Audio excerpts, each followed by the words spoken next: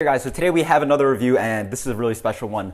This is courtesy of Joe. Thank you so much. He has an amazing channel, and I'll post you to a link below. And he sent me an amazing beer. He sent me the Bruery's Black Tuesday. I'll actually post a link to the reaction of me seeing this in the box. I was absolutely blown away. Thank you so much, Joe. If you guys don't already know, this is a famous beer from the Bruery. This is their Black Tuesday. Every year it changes, but this one is 19.7% barrel-aged imperial stout. That is absolutely absurd, higher than Bourbon County Worldwide Stout. This is a very high ABV beer, so I thought I'd review some of it before I have some friends help me out with this one. Thankfully, I think I got the wax off before trying to open it, but we'll see. Uh-oh, I might have not gotten enough off. Sorry about this. Anyway, while I'm still talking, I actually did want to do something special with this beer. If you might be aware, there are some variants of this beer, including this one, Chocolate Rain, which obviously has chocolate in it. There's also one with hazelnuts. There's also one with coffee inside called Mocha Wednesday, which I thought would be one of my favorites. And I've had it a few times and was not completely blown away. Something about that coffee is not exactly there for me. So I have some ground coffee in a French press, and I thought I'd French press a little bit of Black Tuesday, just as a little experiment. Again, this is a very big beer, so I don't plan on doing too much, imbibing too much of this beer, so I thought I'd experiment it with a little bit of it. So we're just having a little bit here. Pours out actually not too dark. Yeah. Dark brown color, but light for what you think it'd be. In the light, you get some dark brown again coming through in the light. Not too dark of a beer. Let's get the rum on this. Wow, that is very boozy. Yeah, up front is very sweet and boozy. I get some vanilla, some coconut, bourbon. It is sweet. It has a little bit of chocolate, but it is a big sweet kind of bourbony alcohol. It barely smells like beer. It almost smells like a bourbon liqueur, like bourbon blended with like coffee chocolate liqueur. But yeah, really nice. Again, there's a nice depth of this vanilla coconut kind of note, nice and rich. Let's get the flavor. Cheers.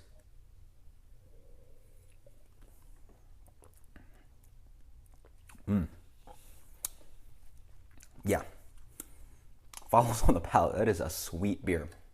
If you're not into sweet beers, this is definitely not a beer for you. Up front, it is a pop of bourbony sweetness, sugary sweetness, brown sugar, caramel. Oh, but underneath there's a really wonderful kind of roasted quality. It's like espresso bean bitterness wrapped around with lots of wonderful bourbon notes and barrel complexity. I'm getting a little bit of tobacco and oak. I'm getting this really nice coconut, sweet coconut, desserty kind of flavor, vanilla throughout.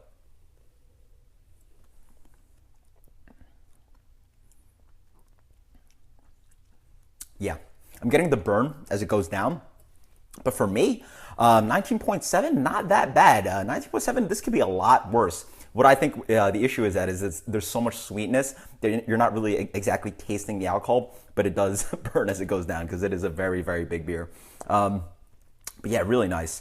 I'm getting this milk chocolate flavor. Again, that really nice, robust kind of espresso note, but in general, really big sugary sweetness, caramel. Almost drinks like a rich barrel-aged barley wine because of how much sweetness it is. Sweetness usually is on the barley wine side instead of a stout, which usually has a roast to balance it out. This one's on that sweeter side.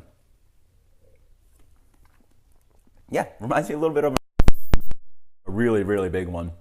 Oh wow, as I drink it more, I'm getting this really nice smack of berries, dark fruit, this kind of like cherry, dried cherry kind of note, a little bit of like dried berry. Really awesome. So anyway, let's see how this beer turns out with a little bit of coffee in it. I have about a tablespoon or so of freshly ground coffee, some gourmet coffee that I bought in the city. And I'm gonna put in, I have no clue. I should put a responsible amount and see how it works out. If this doesn't work out, then I could always add a little bit more Black Tuesday to balance it out, but I don't want to put too much and dilute it too much. So I put probably let's say 3-4 ounces in there. Yeah, it's about a good amount for a single person to have of this beer. Again, this beer is not a beer you want to drink by yourself. So put that away for now. And I'll be back with how this turns out. So until, come back in a few seconds. Hey there, guys. So we're back. And I've given this probably about 5... Oops, sorry about that. Okay, I'll pick that up in a sec. I've given that about 5 minutes or so. I did actually realize I put a good amount of coffee, and I didn't want to oversaturate it. So we're going to get on that. But I realized also I haven't given you guys a final rating on this. So we got to try this. So as I drink it again, that really wonderful sweetness, dark fruit, lots of vanilla, nice richness, very sweet as well. But yeah, a little bit of roasty bitterness as well. A decadent beer. Does not drink like 19.5, I mean 19.7. This is dangerous. And as I drink it more, I get a big punch of like blueberry, raspberry, cherry flavor. It is a really nice kind of dark fruit note that I'm getting now. As my palate's getting acclimated, I guess getting a little past the alcohol and getting more into the depth of the beer. So this beer is, I believe, a top 40 beer on Beer Advocate, 100 out of 100, one of the highest rated beers in the world.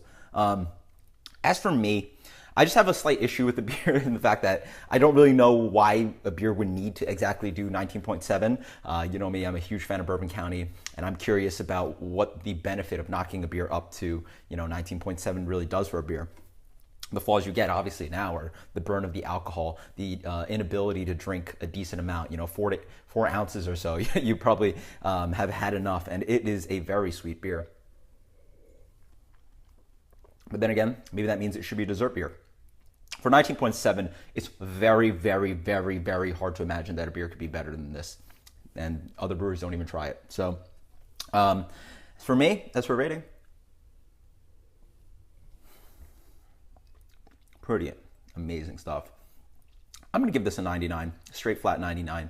Again, 99 is a reasonable difference. I explained it before. This is no longer a top 30, 40 beer for me. I would say it's probably somewhere around top 100 beers, top 150 beers. Still an amazing beer, very fun beer. So, want to keep this short? Let's dig in. So, I pressed this. It's been about 5-10 minutes with about a tablespoon plus of Black Tuesday and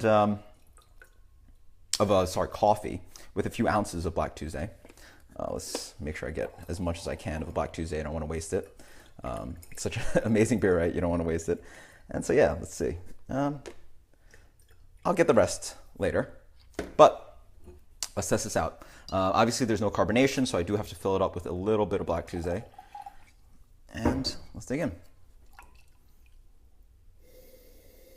It is overwhelmed by fresh coffee. Obviously, I just, basically quote unquote brewed coffee with Black Tuesday. It is straight coffee.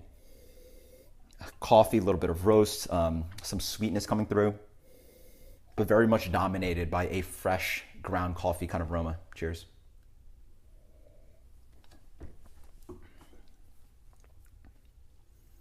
You know what? That's awesome.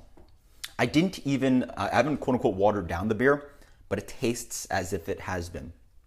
That is awesome.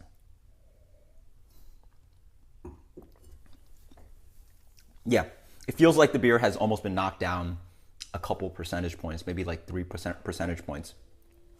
Boy, that bitterness and that rich coffee flavor and that chocolatey coffee flavor really cuts away at the beer. What this beer really needs is a balance of bitterness to cut away from the sweetness, and the coffee does that beautifully. This almost tastes like a boozy Bourbon County coffee to me. Something like that. Not exactly there. If anything, I might need a little bit more. Hopefully my friends like this blend, we'll see. But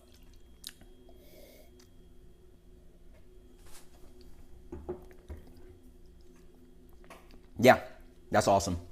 I highly recommend doing this. This is absolutely fantastic. I definitely prefer this beer to simple Black Tuesday. It might be quote unquote ruining the beer because I actually don't get as much depth. I don't get the vanilla as much. I don't get the fruit character as much. I don't get the coconut. But I really like the fact that this beer is quote unquote more drinkable. It's just less cloying. The sweetness is really balanced by that rich roast coffee, and it almost tastes like a bitter bitter dark chocolate. The chocolate flavor in this is a little bit muted because of how much sweetness is dragging through and pushing away from that roast character or any coffee bitterness. Instead, here you're getting almost a bitterness of a bitter dark chocolate because the coffee is helping the beer out. As I drink it more, you get wonderful notes of that dark fruit coming through. It's beautiful. A jamminess almost. Reminds me of some of the Bourbon County variants, like something like a cherry rye or backyard rye. There's a nice jammy note in there, even though there's no fruit addition. Awesome stuff. Highly recommend that you try just a little bit of coffee in your Black Tuesday. You can actually even put in some cold brew, just like flat cold brew black coffee into Black Tuesday, because that is what Bourbon County coffee does. They just put straight black coffee into Bourbon County. So, amazing stuff. Thank you so much, Joe. Sorry for the long review. As I said, this beer is getting a 99 from me. Amazing stuff. Thank you so much. What an amazing beer. And I'm going to enjoy this coffee blend. Until next time, guys. Cheers. Later.